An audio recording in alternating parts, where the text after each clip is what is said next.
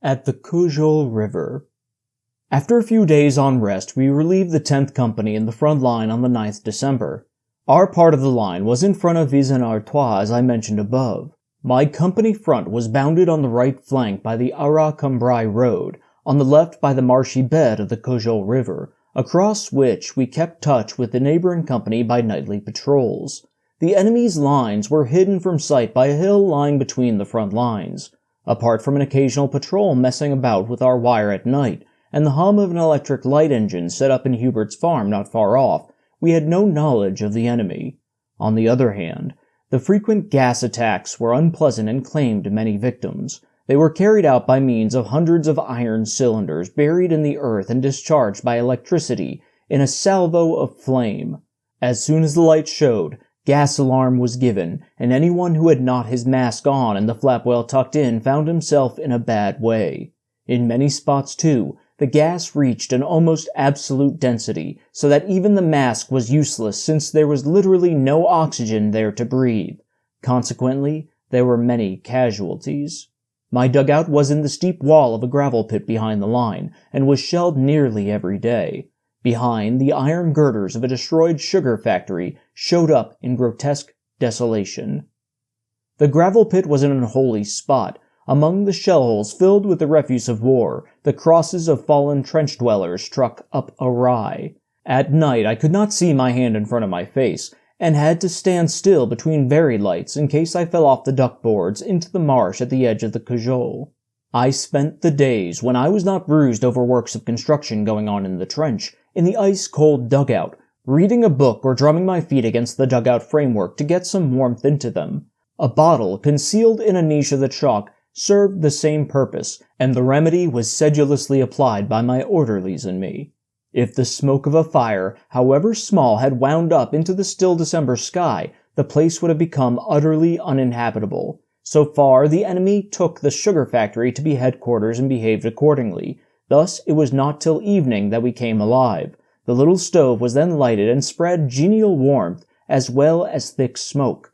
Soon the pots and pans of the ration party, just returned from V, clattered down the dugout stairs. They had been long and eagerly awaited, and then, when the eternal rotation of Swedes, barley, and dried vegetables was interrupted by beans or dumplings, our joy knew no bounds. As I sat at my little table, I used to listen with delight to the racy talk of the men, crouching in a cloud of tobacco smoke over the stove, on which stood a pan full of grog diffusing a powerful odor. War and peace, battle and home, rest place and leave, were discussed in the dry Lower Saxon way. Love, too, played a leading part.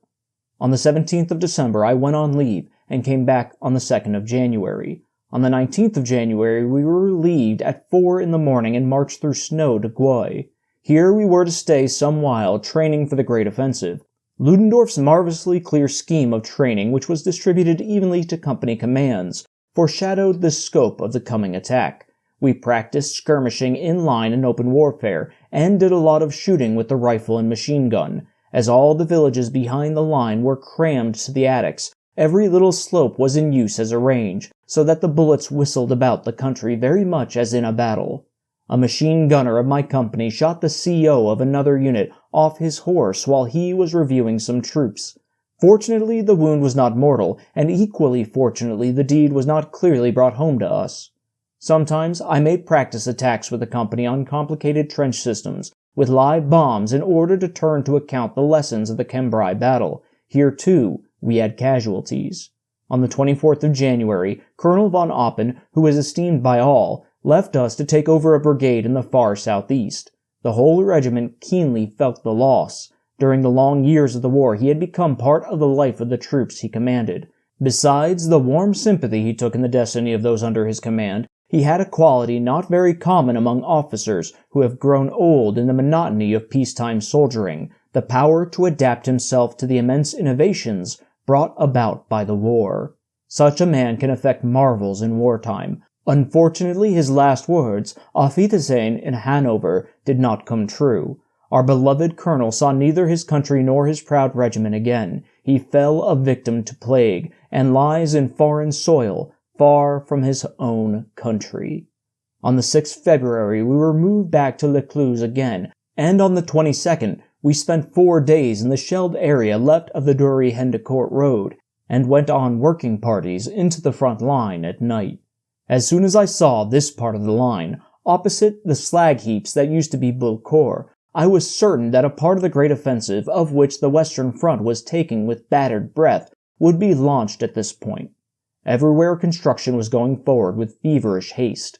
Dugouts sunk, roads laid down, the shell hole area was beset with little placards standing in the open and displaying incomprehensible figures that denoted presumably the positions of the batteries and headquarters. Our aeroplanes flew to and fro in a phalanx to prevent observation by the enemy. A novelty that interested us on this front was that every day, precisely at 12, a black ball was let down from the observation balloons and disappeared precisely at 12:10. This was done to let the troops know the exact time. Towards the end of the month we marched to our old quarters in Goy. After further battalion and brigade rehearsals, we twice practiced a breakthrough of the whole division over prepared ground, with a whole trench system marked out. Finally, the general commanding the division addressed the officers in a way that left no doubt that the offensive was to be launched in a few days. The brazen spirit of the attack, the spirit of the Prussian infantry, swept through the massed troops assembled here in the opening spring on the soil of France to go through the ordeal of battle. If the aim of the higher command had in view was not attained, it was certainly not the fault of the officers and the men. After 44 months of hard fighting, they threw themselves upon the enemy with all the enthusiasm of August 1914. No wonder it needed a world in arms to bring such a storm flood to a standstill. In the course of time, when the waves of hatred have subsided, history will recognize that we fought as no people ever fought before. It is a pleasure, too, to recall those evenings when we sat together round the table and talked, hot-headed, of the fresh frolic in front of us, the war of movement. Though our last coins went in wine, what need had we of money beyond the enemy's lines, or indeed in a better beyond? Who knows but that the world to ruin may be hurled, but if it lasts today, today's enough.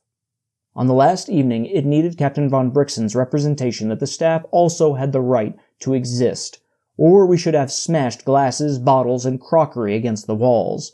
The men, too, were in good form. It was enough to hear them talk of the coming event as the Hindenburg flat race in their dry Lower Saxon way, to know that they would take hold, as they always did, with an absolute reliability and without a word too much. How could one be behindhand when these sons of the old oak-encircled homesteads went into battle? The gleam of many an ideal that shimmered for me over our war aims has been dashed to earth by war. One remains forever, this fidelity that cannot be shaken. On the 17th March, towards dusk, we left the quarters we had now become very much attached to, and marched to Brumont. All the roads were crowded with columns on the march, eagerly pressing forward, with countless guns and endless transport. Nevertheless, everything went precisely according to plans worked out by the General Staff. Woe to any unit whose movements were not up to scheduled time. They were ruthlessly relegated to the ditch and had to wait hours before they found a gap into which they could squeeze. Once, we were caught in the scrum, and Captain von Brixen's charger was pierced by an iron-tipped wagon pole and killed.